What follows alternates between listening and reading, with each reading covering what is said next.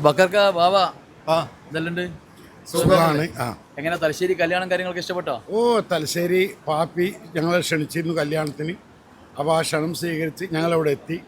നല്ല ഭക്ഷണം, അത് കഴിഞ്ഞ് ഈ നാട്ടിലെ പലവരുമായും ഫോട്ടോ എടുത്തു, സെൽഫി എടുത്തു. തലശ്ശേരി ബിരിയാണി അതുപോലെ അടിപൊളി.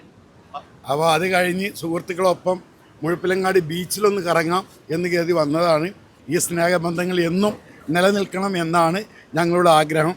അതേപോലെ നിങ്ങൾ ഞങ്ങളുടെ നാട്ടിലേക്ക് വരികയാണെങ്കിൽ ഇതേപോലെ ഞങ്ങളാൽ കഴിയുന്ന എല്ലാവിധ ഹെൽപ്പും എന്നും ഉണ്ടാകുമെന്ന് വളരെ സ്നേഹത്തോടെ ഓർമ്മപ്പെടുത്തുകയാണ്. കാരണം ഞങ്ങൾ സുഹൃത്തുക്കൾ തന്നെ പറഞ്ഞ് ഇന്നൊരിക്കലും നിങ്ങൾ പോകേണ്ട, ഇവിടെ റൂം എടുത്തുതരാം, ഇവിടെ നിൽക്കാമെന്നൊക്കെ പറഞ്ഞതാണ്. ഞങ്ങൾക്കും കുറച്ച് അർജൻറ്റ് ഉള്ളത് കാരണമാണ് ഞങ്ങൾ പോകുന്നത്.